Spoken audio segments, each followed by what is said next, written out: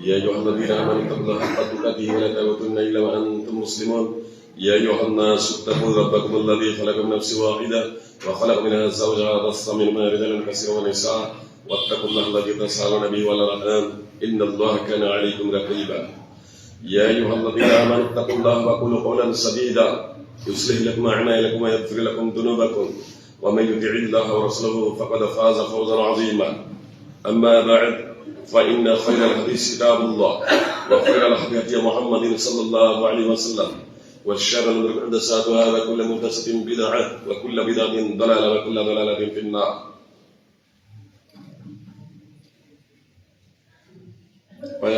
والقرآن المجيد بل عجبوا أن جاءهم منذر منهم فقال الكافرون هذا شيء عجيب. أعوذ بالله من الشيطان الرجيم ومن يشاقق الرسول من بعد ما تبين له الهدى ويتبع غير سبيل المؤمنين نوليه ما تولى ونصليه جهنم وساءت مصيرا. وقال النبي صلى الله عليه وسلم خير الناس قرني ثم الذين يلونهم ثم الذين يلونهم رواه البخاري ومسلم.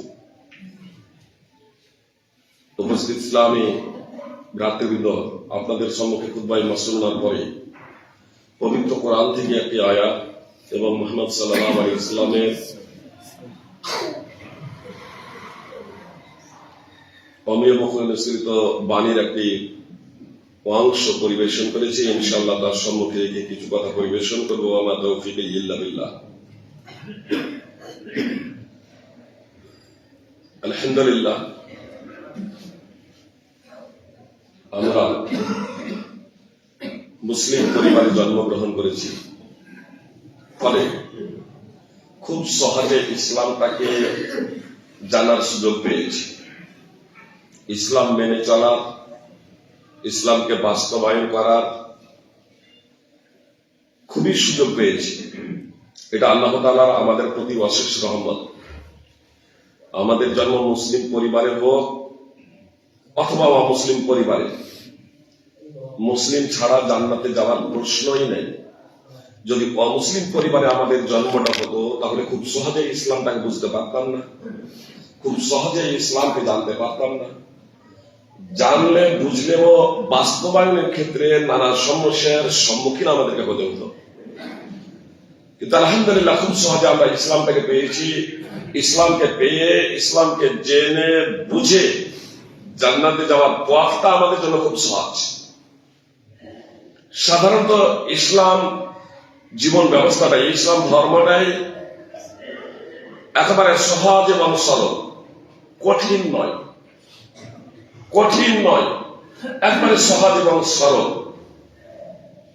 যদি আমরা তা বুঝি, বুঝার প্রচেষ্টা করি, তাহলে আমাদের জন্য আল্লাহ তাআলার সন্তুষ্টি অর্জন করা খুব সহজ। কিন্তু দুঃখ হলো যে আমরা এত সহজে ইসলামকে জানার এবং মানার সুযোগ পাওয়া সত্ত্বেও আমরা না ইসলামকে বাস্তবায়ন করি, না ইসলামকে জানার প্রচেষ্টা করি। কেউ আবার জানার চেষ্টা করি তো ফেসবুকের মাধ্যমে, ইউটিউবের মাধ্যমে, গুরু এবং শিক্ষকের মাধ্যমে নয়। ফেসবুক এবং ইউটিউব তো দূরে থাক। কেউ যদি মনে করেন যে বর্ণানুবাদ দেখে, তর্জমা দেখে ইসলামকে হুবহু বুঝবো, পূর্ণরূপে বুঝবো, তাহলে আমি বলবো তিনি মূর্খতার জগতে বসবাস করছেন। পার্থিব বিষয়ে আমাদের জ্ঞান আছে, দুনিয়ার ব্যাপারে আমরা সচেতন, দুনিয়ার ব্যাপারে আমাদের বিবেক বুদ্ধি আছে। আমাদের মাতৃভাষা বাংলা, মাধ্যমিক পর্যন্ত বাংলা পড়ে নিয়েছি। এমবিবিএস ডক্টর হওয়ার জন্য মাধ্যমিক যথেষ্ট নয়, মাধ্যমিক এটা কম্পালসারি, মাধ্যমিক পাস করা এটা কম্পালসারি, যথেষ্ট নয় এমবিবিএস ডক্টর হওয়ার জন্য। আমরা এখন মাধ্যমিক পর্যন্ত লেখাপড়া করলাম, আর মাধ্যমিক পর্যন্ত লেখাপড়া করার পরে যদি ভাবি যে বইপত্রগুলো তো আমাদের মাতৃভাষা হয়ে গেছে, বাংলায় হয়ে গেছে, আর পড়াশোনা করলাম না গুরুর দ্বারা, যে এমবিবিএস এ ভর্তি না হয়ে, এমডিএ ভর্তি না হয়ে, গুরুর কাছে শিক্ষা না নিয়ে সাধারণভাবে আমি যদি পড়াশোনা করি তাহলে এমবিবিএস ডক্টর আমি হতে পারবো না, এমডি আমি হতে পারবো না। এমনকি আমি যদি বিশেষজ্ঞ টিউশনও পড়ি, বিশেষজ্ঞ ডাক্তারের কাছে টিউশনও পড়ি, প্রাইভেটও পড়ি, তাহলেও কিন্তু আমি সেই ডিগ্রি ব্যবহার করতে পারবো না। আমি নিজেকে এমডি আর এমবিবিএস ডাক্তার বলে পরিচয় দিতে পারবো না। এটা ততক্ষণ আমি পারবো যতক্ষণ পর্যন্ত প্রশাসনের নজর এড়িয়ে যাব। কিছুদিন আগে যখন ধরপাকড় যখন শুরু হয়, যারা ভুয়ো ডাক্তার ছিল, এমবিবিএস পাস করেনি, এমডি পাস করেনি, এমনি শুধু সাইনবোর্ড লাগিয়ে দিয়েছিল, দু একটা ধরপাকড় হতেই দেখেছি যে সব খুলে ফেলে দিয়েছে। তো দুনিয়ার ব্যাপারে, পার্থিব ব্যাপারে আমাদের বিবেক বুদ্ধি আছে, কিন্তু ধর্মের ব্যাপারে গুরুর কাছে, ওস্তাদের কাছে, আমি কথা বলছি না আপনাকে মাদ্রাসায় করতেই হবে, মাদ্রাসায় পড়তেই হবে এই কথা আমি বলছি না। তবে একজন গুরু, ধর্মীয় পণ্ডিত, যেমন অতীতে সাহাবাদের যুগে, তাবেঈনদের যুগে স্বয়ং রাসূল সাল্লাল্লাহু আলাইহি সাল্লামের নিকটে মানুষ আসতো, শিখত। পরবর্তীতে সাহাবা, তাবেঈন, তাবা তাবেঈন, মুহাদ্দিসদের নিকটে, ইমামদের নিকটে মানুষ গোল টেবিল হয়ে বসতেন। এইরকম মসজিদে গোল টেবিল হয়ে বসতেন। তারা সেখান থেকে শিক্ষা অর্জন করতেন, তারা জ্ঞান অর্জন করতেন। ইদানিং অবশ্য সেই সিস্টেমটা উঠে গেছে এখন মাদ্রাসা। ইসলামকে জানার জন্য, কোরআন এবং সুন্নাহকে জানার জন্য আমাকে আপনাকে মাদ্রাসা অধ্যয়ন করতে হবে, মাদ্রাসায় আপনাকে পড়াশোনা করতে হবে, যদি প্রকৃত অর্থে আমি এবং আপনি যদি আলেম যদি হতে চাই। আর আমি যদি বলি যে আমি সাধারণ থাকবো, আমি আলেম হব না, প্রত্যেকেই আলেম হতে হবে এমনটি বিষয় নয়, তাহলে আমি এবং আপনি যে কাজটা করব সেই কাজ সম্পর্কে আমাকে জ্ঞান অর্জন করতে হবে, এটা কম্পালসারি। আর এদিকেই মুহাম্মদ সাল্লাল্লাহু আলাইহি ওয়াসাল্লাম ইঙ্গিত করে বলছেন, তালাবুল ইলমি ফরিদাতুন আলা কুল্লি মুসলিম, প্রত্যেক মুসলিমের জন্য জ্ঞান অর্জন করা অপরিহার্য কর্তব্য। আপনি যে নামাজ পড়বেন, আগে আপনাকে নামাজ জানতে হবে, নামাজের বিধিবিধান কি। নামাজের বিধিবিধান না জেনে আপনি এরকম দেখা দেখি পড়তে শুরু করে দেবেন, নামাজ হয়ে যাবে? জি না। আপনার ধারণাতে হতে পারে যে আপনি 20 বছর ধরে, 30 বছর ধরে নামাজ পড়ছেন, আপনার নামাজ হয়ে যাচ্ছে।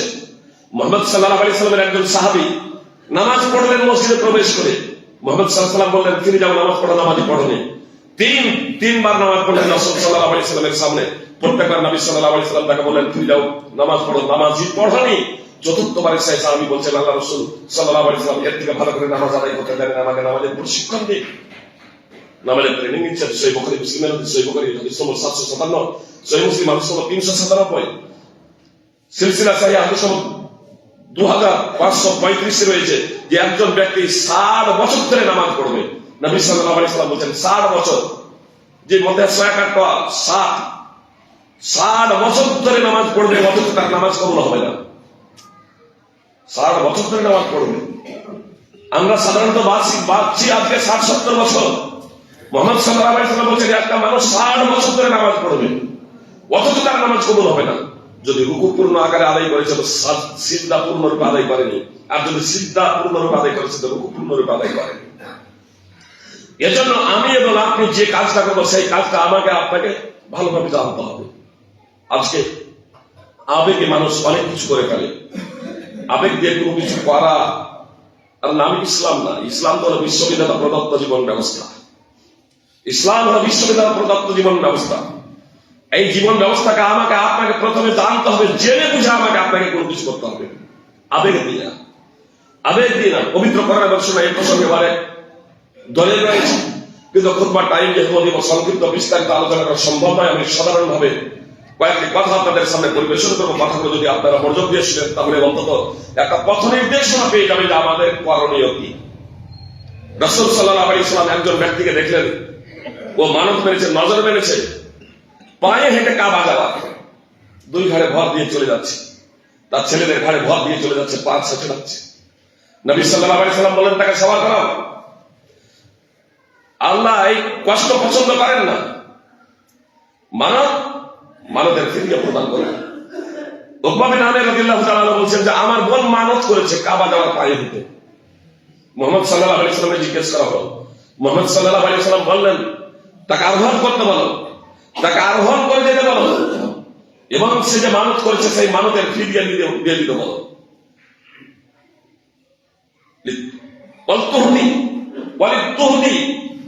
বাদানা, সে যাতে একটা বাদানা, একটা নূর যাতে ওই মানতের কাফারা দিয়ে দেয়। আল্লাহ রাসূল সাল্লাল্লাহু আলাইহি ওয়াসাল্লাম মানত করেছে পায়ে হেঁটে কাবা যাবে। জি, আগে আমাকে আপনাকে জানতে হবে ধর্মটা কি, তারপরে আমাকে আপনাকে সেই ধর্মটাকে পালন করতে হবে। না জেনে শুনে আমাকে আপনাকে ধর্ম পালন করতে হবে না। যতই ভালো নিয়ে লক্ষ্য এবং উদ্দেশ্য থাক না কেন, আপনি বলবেন যে আমার লক্ষ্য উদ্দেশ্য খুব ভালো। লক্ষ্য উদ্দেশ্য শুধু ভালো হলে হবে না, লক্ষ্য উদ্দেশ্য ভালোর সাথে সাথে নিয়তটা ভালো হওয়ার সাথে সাথে পথ এবং বস্তুটাও ভালো হওয়া চাই। কুরবানি আপনারা জানেন কোরআন সুন্নাহ দ্বারা সাব্যস্ত। কুরবানি কোরআন এবং সুন্নাহ দ্বারা সাব্যস্ত। ঈদের দিন কুরবানি করতে হবে, ঈদের দিনে উত্তম, তারপরেও 2-3 দিন করা যায়, কিন্তু ঈদের দিন হল উত্তম। আবু বুরদা ঈদের দিনে তার কুরবানির পশুটাকে জবাই করেছেন। ঈদের দিন হচ্ছে পানাহারের দিন। নবী সাল্লাল্লাহু আলাইহি ওয়াসাল্লাম বললেন, যে ব্যক্তি ঈদের নামাজের আগে কুরবানি করেছে তার কুরবানি হয়নি, ওয়ালা নুসুকালা, তার কুরবানি হয়নি। আবু বুরদা দাঁড়িয়ে গেলেন, আল্লাহ রাসূল, আমি মনে করেছি আজকে পানাহারের দিন, এজন্য আমি ভাবলাম যে আমার বাড়িতেই যাতে প্রথম কুরবানিটা জবাই হয়, আমার কুরবানির পশুটা আমি জবাই করেছি।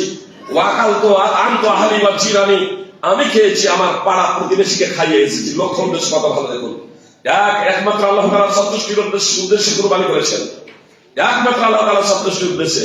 আর পরিবারকে নিয়ে খেয়ে বাড়ির ভিতরে মাংস ভরে রেখে আসেন নাই সব, বরং পরিবারকে নিয়ে খাবেন, এটা স্বাভাবিক। তিনি বলছেন আমি পাড়া প্রতিবেশীকে কুরবানির মাংস খাইয়েছি, দিয়ে ঈদের নামাজ পড়তে এসেছি। মুহাম্মদ সাল্লাল্লাহু আলাইহি ওয়াসাল্লাম বললেন, তোমার ছাগল গোশতের ছাগল হয়েছে, কুরবানির তুমি সওয়াব পাবে না। ঈদের দিনে জবাই করেছেন, ঈদের দিনেই কুরবানির পশু জবাই করেছেন, অথচ কুরবানির নেকি থেকে বঞ্চিত কেন? কোন ইবাদত, কোন কথা, কোন কর্ম আল্লাহ তাআলার দরবারে গৃহীত হওয়ার জন্য দুটি বিষয় অপরিহার্য।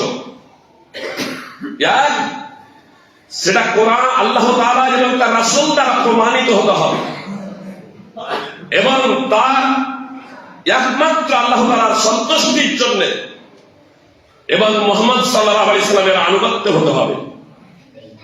কোরআন এবং সুন্নাহ দ্বারা সাব্যস্ত কুরবানি হয়ে গেছে, আল্লাহ তাআলার সন্তুষ্টির জন্য আদায় করেছেন, কিন্তু মুহাম্মদ সাল্লাল্লাহু আলাইহি ওয়াসাল্লামের পূর্ণ আনুগত্য হয় নাই। ঈদের দিনে কুরবানি করতে হবে এতটুকু হয়েছে, কিন্তু পূর্ণ আনুগত্য হলো যে ঈদের নামাজ পড়ার পরে কুরবানি করবে। ঈদের নামাজের আগে হয়ে গেছে, একটু আগে আনুগত্যে, ইত্তেবা রাসূল সাল্লাল্লাহু আলাইহি ওয়াসাল্লামের আনুগত্যে একটু শিথিলতা প্রদর্শনের জন্য তার কুরবানি বাতিল। আল্লাহ রাসূল বলছে, সাধারণ মাংস, তোমার কুরবানির পশুরা সাধারণ খাসিতে ছাগলে পরিণত হয়েছে, তুমি কুরবানির সওয়াব পাবে না, তুমি কুরবানির নেকি পাবে না। ঈদের দিনে জবাই করা সত্ত্বেও কুরবানির পশুকে জবাই করেন, তারপরেও তিনি নেকি থেকে বঞ্চিত কেন? এজন্য আমি এবং আপনি যে কাজটা করব, এই কাজটা প্রথমত আমাকে আপনাকে কোরআন এবং সুন্নাহ এই দুটো থেকে আগে সাব্যস্ত কিনা আমাকে দেখতে হবে, তারপরে সেটা একমাত্র আল্লাহ তাআলার সন্তুষ্টির জন্য এবং মুহাম্মদ সাল্লাল্লাহু আলাইহি ওয়াসাল্লামের আনুগত্যে। আর এটা হবে সদা সর্বদা ব্যক্তির স্বার্থের ঊর্ধ্বে। যখনই আল্লাহ তাআলার সন্তুষ্টি এবং মুহাম্মদ সাল্লাল্লাহু আলাইহি ওয়াসাল্লামের আনুগত্যে, তখন ব্যক্তির স্বার্থের মধ্যে দুনিয়াবি কোনো এখানে আপনার লোভ লালসা থাকবে না। একমাত্র আল্লাহ তাআলাকে সন্তুষ্ট করাই হবে মূল লক্ষ্য এবং উদ্দেশ্য। একমাত্র আল্লাহ তাআলার সন্তুষ্টি হচ্ছে মূল লক্ষ্য এবং উদ্দেশ্য। আল্লাহ তাআলা বলেন, ওয়া মান ইউশাকিক রাসূলা মিন বা'দি মা তাবাyyana লাহুল হুদা ওয়া ইয়াত্তাবি গায়রা সাবিলিল মুমিনিনা নুওয়াল্লিহি মা তাওয়াল্লা ওয়া নুসলিহি জাহান্নাম ওয়া সাআত মাসীরা। যে কেউ রাসূল সাল্লাল্লাহু আলাইহি ওয়াসাল্লামের বিরুদ্ধাচরণ করবে, সুস্পষ্ট হিদায়াত এসে যাওয়ার পরে, পথ স্পষ্ট হয়ে যাওয়ার পরে, যে কেউ রাসূল সাল্লাল্লাহু আলাইহি ওয়াসাল্লামের বিরুদ্ধাচরণ করবে এবং সাহাবাদের পথকে ছেড়ে অন্য পথে ধাবমান হবে। আমি ভারতের সরাসরি প্রবেশ করলাম, এর কারণ হলো যে মাত্র আয়াতে সকলের ঐক্যভাবে প্রথম নম্বরে হচ্ছেন সাহাবায়ে কেরাম রাদিয়াল্লাহু আনহু। আল্লাহ বলছেন, ওয়া ইয়াত্তাবি গায়রা সাবিলিল মুমিনিন, মুমিনদের পথকে ছেড়ে দিয়ে যারা অন্য পথে ধাবমান হবে। আল্লাহ বলছেন, যারা মুমিনদের পথকে ছেড়ে দিয়ে অন্য পথে ধাবমান হবে, আমি তাদেরকে সেই দিকে ধাবমান করব এবং জাহান্নামে নিক্ষেপ করব। তা কতই না নির্দিষ্ট স্থান। সূরা নিসা 4 নম্বর সূরার 115 নম্বর আয়াত। মুমিনদের পথ, জি, এই মুমিন বলতে কারা? কোরআনের আয়াত যখন অবতীর্ণ হয় তখন সাহাবায়ে কেরাম রাদিয়াল্লাহু তাআলা আনহুম ছিলেন ঈমানদার, সাহাবায়ে কেরাম রাদিয়াল্লাহু তাআলা আনহুম ছিলেন মুসলমান, এত ব্যতীত অন্য কেউ না। অতএব আজকের কেউ যদি বলে যে ওই আয়াত থেকে উদ্দেশ্য আমরা কোন দেওবন্দি বা ব্রেলি বা প্রচলিত আহলে হাদিস বা শাফি মালিকি হাম্বলি বা শিয়া বা সুন্নি, এরা না। কে কাদের পথ অনুসরণ করতে বললেন? শুধু মুহাম্মদ সাল্লাল্লাহু আলাইহি সাল্লামের নয়। আজকে কিছু মানুষ মনে করছে, কিছু মানুষ ভাবছে আমাদের জন্য সুন্নাহর প্রয়োজন নেই, কোরআনই যথেষ্ট। আল্লাহ বলছেন শুধু সুন্নাহই শুধু নয়, মুহাম্মদ সাল্লাল্লাহু আলাইহি সাল্লামের শুধু আনুগত্যই নয়, বলছেন সাহাবাদের পথকে ছেড়ে দিন, মুমিনদের পথ তথা সাহাবাদের পথ। এই আয়াত যখন অবতীর্ণ হয় তখন যারা ঈমান নিয়ে এসেছিলেন তাদেরকে বলা হয় সাহাবা। তো সাহাবাদের পথকে ছেড়ে দিয়ে আল্লাহ বলছেন সাহাবাদের পথকে ছেড়ে দিয়ে যারা অন্য পথে ধাবমান হবে, সাহাবাদের পথকে ছেড়ে দিয়ে যারা অন্য পথে যাবে, আমি তাদেরকে সেই দিকেই যেতে দেব। আল্লাহ এই কথা বলছেন না যে তাদেরকে বাধ্য করবো সাহাবাদের পথে যেতে। কেন তাদেরকে সেই দিকেই যেতে দেবেন যেদিকে তারা যেতে চাইবে? আল্লাহ বলছেন ইন্না হাদাইনাহু সাবিলা ইম্মা শাকিরা ওয়া ইম্মা কাফুরা।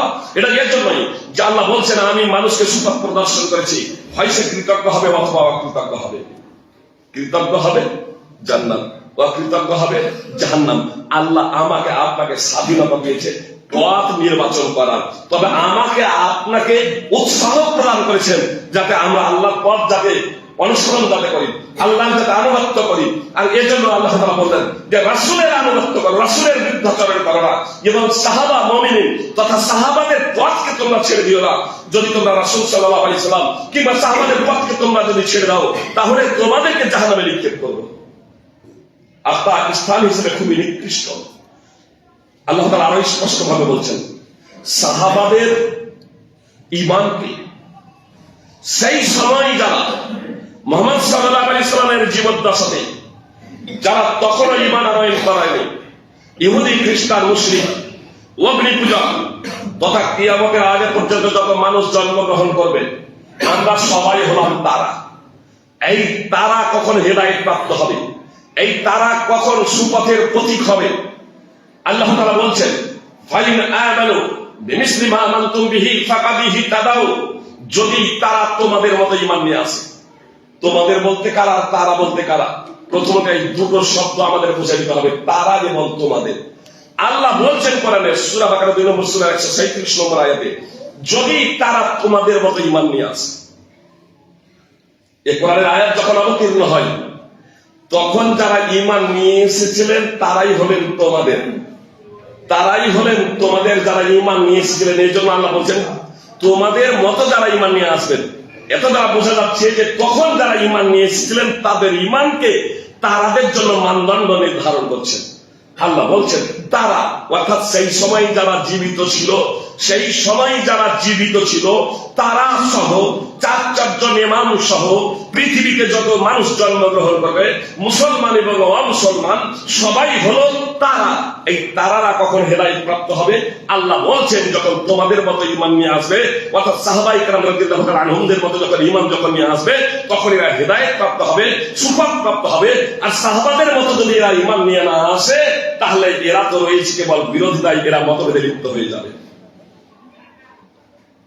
আজকে মুসলিমদের মাঝে এত মতভেদ, এত মতানৈক্য, এত ফেরকা, এত দল হবার অন্যতম কারণ হলো যে আমরা সাহাবায়ে কেরামদের মতো ঈমান নিয়ে আসতে পারিনি। সাহাবায়ে কেরাম রাদিয়াল্লাহু তাআলা আনহুদের ঈমানকে মানদণ্ড হিসেবে আমরা গ্রহণ করিনি। যদি আমরা সাহাবায়ে কেরাম রাদিয়াল্লাহু তাআলা আনহুদের ঈমানকে মানদণ্ড হিসেবে গ্রহণ করতাম তাহলে আমাদের মাঝে মতভেদ করে দল দল ফেরকা ফেরকা আমরা হয়ে যেতাম না। কোন ক্ষেত্রে মতভেদ হতে পারে সাময়িক, এটা স্বাভাবিক।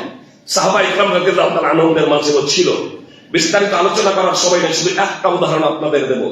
একদা মদিনা থেকে কিছু লোক এসে ইবনে আব্বাস রাদিয়াল্লাহু তাআলা আনহুকে জিজ্ঞেস করলো মক্কায়, আচ্ছা হজের সময় জিজ্ঞেস করেছিলেন বিদায়ী তাওয়াফ কোন মহিলা যদি ঋতুবতী হয়ে যায় তাহলে সে বিদায়ী তাওয়াফ করবে কি করবে না? মানে যারা হজ যারা করেন তাদের জন্য বিদায়ী তাওয়াফ আবশ্যিক। মুহাম্মদ সাল্লাল্লাহু আলাইহি ওয়াসাল্লাম বলেছেন যে কেউ যাতে বিদায়ী তাওয়াফ না করে মক্কা ত্যাগ না করে, শেষ তাওয়াফ না করে, মানে মক্কা ত্যাগ করার আগে যে তাওয়াফটা করতে হয় কাবার চত্বরে, সেই তপ তাকে বিদায়ী তপ বলে। তো আল্লাহ রাসূল সাল্লাল্লাহু আলাইহি ওয়াসাল্লাম বলেছিলেন এই বিদায়ী তপ না করে কেউ যাতে মক্কা না ছাড়ে। যায়েদ বিন সাবিতের এই হাদিস জানা ছিল।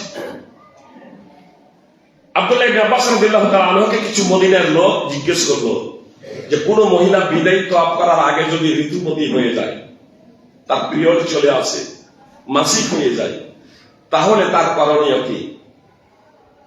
তো ইবনে আব্বাস রাদিয়াল্লাহু তাআলা আনহু বললেন যে কোন মহিলা তওয়াফ জিয়ারার পরে যদি ঋতুপতি যদি হয়ে যায় তাহলে তার জন্য বিদায়ী তওয়াফ আবশ্যক নয়।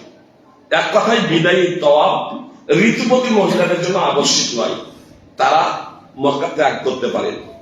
তখন ওই মদিনার লোকগুলো বলল আমরা আপনার আনুগত্য করব না, যায়েদ বিন সাবিতের কথা ছেড়ে দিয়ে আপনার আনুগত্য করব না। আর যায়েদ বিন সাবিত তো বলছেন যে ঋতু হলেও তাদেরকে বিদায়ী তওয়াফ করতে হবে, কিন্তু ওই অবস্থায় করা যাবে না, এজন্য তারা মক্কায় অবস্থান করবে, পবিত্র হবে, তারপরে বিদায়ী তওয়াফ করবে, তারপরে মক্কা ত্যাগ করবে। তখন ইবনে আব্বাস রাদিয়াল্লাহু তাআলা আনহু বলেছিলেন যাও উম্মে সুলাইম রাদিয়াল্লাহু তাআলা আনহাকে জিজ্ঞেস করবে, আনসারী উম্মে সুলাইম রাদিয়াল্লাহু তাআলা আনহাকে জিজ্ঞেস করবে। তারা মদিনায় গেল। মদিনায় যাওয়ার পরে উম্মে সুলাইম রাদিয়াল্লাহু তাআলা আনহাকে জিজ্ঞেস করলেন। উম্মে সুলাইম রাদিয়াল্লাহু তাআলা আনহা তিনি হাদিস বর্ণনা করলেন যে আল্লাহ রাসূল সাল্লাল্লাহু আলাইহি ওয়াসাল্লাম ঋতুপতি মহিলাদের জন্য বিদায়ী তওয়াফ আবশ্যক করেননি। রাসূলুল্লাহ সাল্লাল্লাহু আলাইহি ওয়াসাল্লামের হজের সময়, বিদায়ী হজ্জের সময় হাফসা এবং আমি ঋতুপতি হয়ে গিয়েছিলাম। রাসূল সাল্লাল্লাহু আলাইহি ওয়াসাল্লাম বলেছিলেন এটা আবশ্যক নয়। তারা মদিনায় ফিরে তারা ইবনে আব্বাসের কাছে ফিরে এলেন এবং বললেন হাদিস পেয়ে গেছি, আপনি যা বলেছিলেন এটাই সঠিক। এই সংবাদ যায়েদ বিন সাবিতের কাছে এখনো পৌঁছায় না। এরপরে যায়েদ বিন সাবিতের সাক্ষাৎ হয়ে গেল আব্দুল্লাহ ইবনে আব্বাসের কাছে, যে আব্দুল্লাহ ইবনে আব্বাস ফতোয়া দিচ্ছেন ঋতুপতি মহিলাদের জন্য বিদায়ী তওয়াফ আবশ্যক নয়। সাক্ষাৎ হলে যায়েদ বিন সাবিত তিনি বয়সে বড়, ওহীর লেখক, যে ওহীর লেখক ছিলেন বয়সে বড় যায়েদ বিন সাবিত। এই যায়েদ বিন সাবিত ইবনে আব্বাসকে দেখার পরে বলছেন এই ইবনে আব্বাস, শুনছি আপনি নাকি ফতোয়া দিচ্ছেন বিদায়ী তওয়াফ ঋতুপতি মহিলাদের জন্য আবশ্যক নয়। বলছে হ্যাঁ। তো যায়েদ বিন সাবিত বলছেন আর এই ফতোয়া দেবেন না। মতানক্য হলো, মতানক্য হবে, এটা স্বাভাবিক। বলছেন আপনি ফতোয়া দেবেন না। তো ইবনে আব্বাস বলছেন তা যদি না হয় তবে উম্মুক আনসারীকে জিজ্ঞেস করবেন, উম্মে সুলাইম রাদিয়াল্লাহু তাআলা আনহাকে জিজ্ঞেস করবেন। যায়েদ বিন সাবিত বললেন আমি বয়সে বড়, আমি ওহীর লেখক, আমি আল্লাহ রাসূল সাল্লাল্লাহু আলাইহি ওয়াসাল্লামের পাশে থেকে ওহী লিখতে আমি কথা বললেন না। তিনি শান্তভাবে শুনে চুপ করে গেলেন। উম্মে সুলাইম রাদিয়াল্লাহু তাআলা আনহাকে জিজ্ঞেস করলেন, আর উম্মে সুলাইম রাদিয়াল্লাহু তাআলা আনহা রাসূল সাল্লাল্লাহু আলাইহি ওয়াসাল্লাম থেকে হাদিস শুনিয়ে দিলেন। তিনি আম হাদিস, ব্যাপক হাদিস জানতেন, কমন হাদিস জানতেন, যে বিদায়ী তওয়াফ না করে কেউ যাতে মক্কা না যায়। কিন্তু ঋতুপতি মহিলাদের জন্য যে স্পেশাল হাদিস আছে এই হাদিস সম্পর্কে অবগত ছিলেন না। ফলে এই হাদিস যখন উম্মে সুলাইম রাদিয়াল্লাহু তাআলা আনহার কাছে শুনলেন, তিনি লজ্জিত হলেন না। যে তিনি লজ্জিত হলেন না। আমরা মনে ভাবি আমার ভুলটা ধরা পড়ে গেল তো আমি হেরে গেলাম, আমি পরাজিত হলাম, তা না। যায়েদ বিন সাবিত হাদিস শোনার পরে ইবনে আব্বাস রাদিয়াল্লাহু তাআলা আনহুর কাছে আসছেন হাসতে হাসতে, ওয়াহু ইয়াদহাকু, হাসতে হাসতে আসছেন আর বলছেন ওয়া মা আরাকা ইল্লা কাদ সাদাক্তা, আপনার কথাই সঠিক, আপনার কথাই সঠিক। তিনি তার মতকে, যায়েদ বিন সাবিত তার মতকে প্রত্যাহার করেছেন। সহিহ মুসলিম হাদিস নম্বর 813, সহিহ বুখারীতে সংক্ষিপ্তভাবে হাদিস রয়েছে। সুপ্রিয় ভাতৃবৃন্দ, সাহাবায়ে কেরামদের মাঝে মতানক্য হয়েছে, মতভেদ হয়েছে, কিন্তু যখনই তারা দলিল জানতে পেরেছেন তখন তারা দলিলকে তারা মেনে নিয়েছেন, দলিলের কাছে আত্মসমর্পণ করেছেন, দলিলের কাছে আত্মসমর্পণ করেছেন। এই জন্যই আল্লাহ তাআলা বলেছেন এটা হচ্ছে সাহাবায়ে কেরামদের পথ, কোরআন এবং সুন্নাহ। কোরআন এবং সুন্নাহকে মেনে নিতে হবে।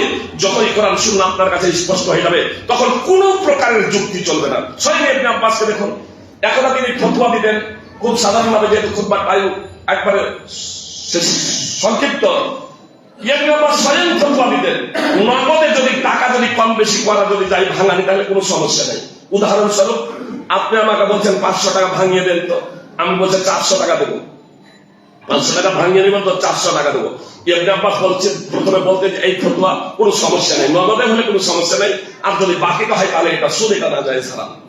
আবুল জাওজা তিনি তার কাছ থেকে যখন থেকে এই ফতোয়া শুনেছিলেন তার এলাকাতে গিয়ে এই ফতোয়া দিয়েই চলেছেন, নগদে লেনদেন যদি করা যদি হয়, টাকা পয়সা কম বেশি যদি হয় তাহলে কোনো সমস্যা নেই।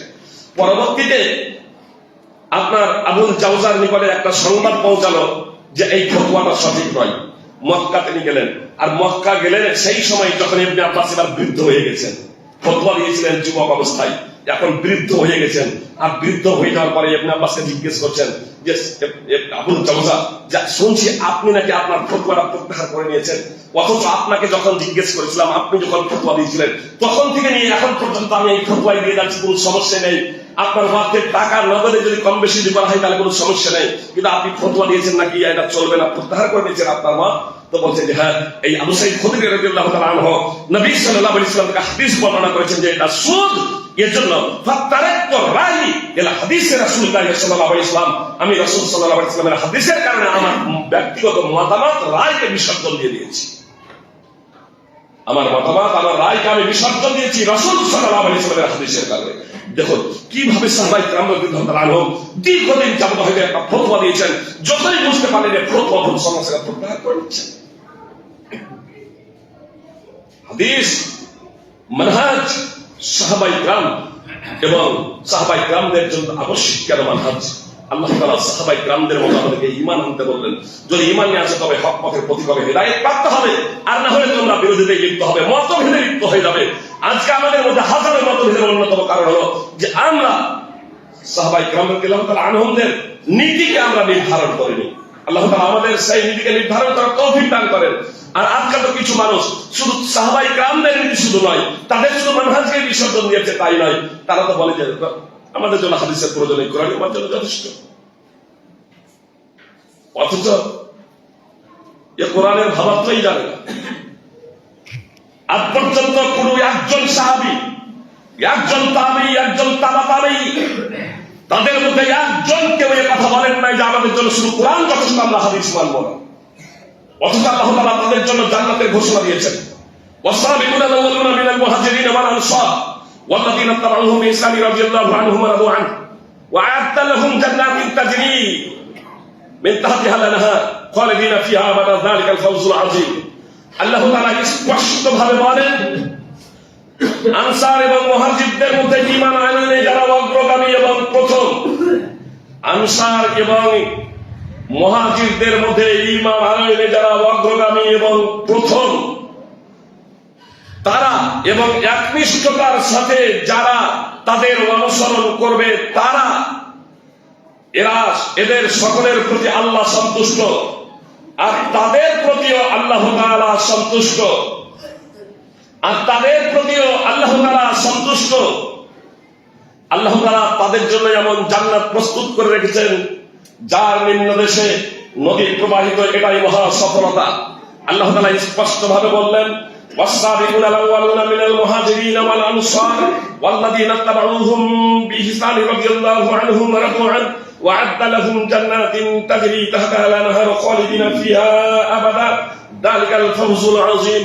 আল্লাহ তাআলা স্পষ্টভাবে বলেন সূরা তাওবা 100 নম্বর আয়াতে যে আনসার এবং মুহাজিরদের মধ্যে ঈমান আনয়নে যারা অগ্রগামী এবং প্রথম। আপনারা জানেন মুহাজিরদের মধ্যে ঈমান আনয়নে অগ্রগামী এবং প্রথম সকলের ঐক্যমতেই, শিয়া সুন্নি সকলের ঐক্যমতেই খোলাফায়ে আরবা, খোলাফায়ে রাশিদিন, আবু বকর, উমর, উসমান এবং আলী, এই চারজন খলিফা সহ আরো অনেকেই আছে। আমি শুধু প্রাথমিক পর্যায়ে এই চারজনের নাম উল্লেখ করলাম। শিয়া সুন্নি সকলে এই বিষয়ে ঐক্যমত যে এই চারজন মুহাজির এরা প্রথমে ইসলাম কবুল করেছিলেন, প্রথম দিকে ইসলাম কবুল করেছিলেন। আর আল্লাহ কি বললেন? যারা ঈমান আনয়নে অগ্রগামী এবং প্রথম আনসার এবং মুহাজিরদের মধ্যে আল্লাহ বলছেন শুধু এদের প্রতি সন্তুষ্ট, শুধু তাই নয়, আল্লাহ বলছেন এদের জন্য আল্লাহ জান্নাত প্রস্তুত করে রেখেছেন। শুধু তাই নয়, যারা একনিষ্ঠতার সাথে কিয়ামতের আগে পর্যন্ত যত মানুষ জন্মগ্রহণ করবে তারা এদের অনুসরণ করবে একনিষ্ঠতার সাথে, এদের প্রতি শুধু ধারণা পোষণ করত, এদের প্রতি কল্যাণকামী হয়ে যারা একনিষ্ঠতার সাথে এদের পথ অনুসরণ করবে, আল্লাহ তাআলা বলছেন তাদের জন্য আমি জান্নাত প্রস্তুত করে রেখেছি। তাদের প্রতি আল্লাহ তাআলা সন্তুষ্ট, আর এরাও আল্লাহ তাআলার প্রতি সন্তুষ্ট। তো শুধু আবু বকর, উমর, উসমান খোলাফায়ে রাশিদিনকে আল্লাহ জান্নাত দিব বললেন তাই নয়।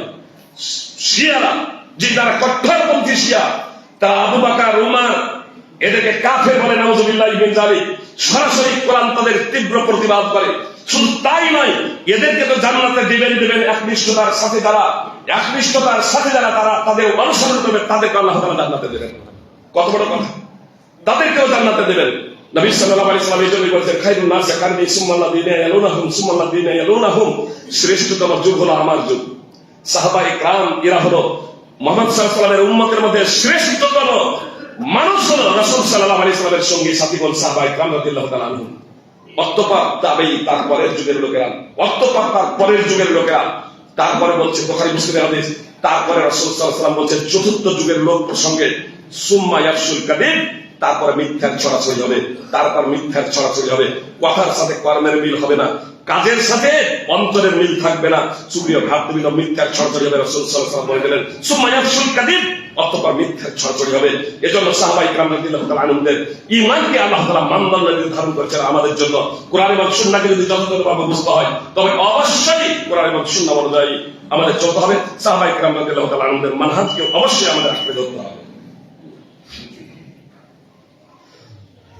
আলহামদুলিল্লাহ, ওয়াসসালাতু ওয়াসসালামু আলা রাসূলিল্লাহ, আম্মা বা'দ, আউযু বিল্লাহি মিনাশ শাইতানির রাজীম।